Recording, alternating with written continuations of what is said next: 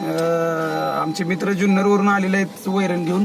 पण इथं विदारक परिस्थिती अशी आहे, सुखवाडी चोपडावाडीच्या मधला रोड आहे. इथं बघा म्हशी कशा पडलेल्या आहेत, अगदी बेकार कंडिशन आहे. म्हणजे इतक्या म्हशी मरून पडलेल्या आहेत, बेकार कंडिशन आहे इथं, अगदी बघू सुद्धा वाटत नाही त्याड. जुन्नरवरून खरोखर हे मित्र वैरण घेऊन आलेत, पण वैरण खायला इथं जिवंत नाहीत गाई म्हशी. हे बघा इथं 45 म्हशी मेलेल्या आहेत. चोपडवाडीचा रोड आहे हा, आणि अक्षरशः अशा अवस्था आहे. जेसीबीच्या साह्याने इथं म्हशी पुरायचं किंवा गाई पुरायचं चालू आहे. अगदी संसार इथं वाहून गेलेले आहेत.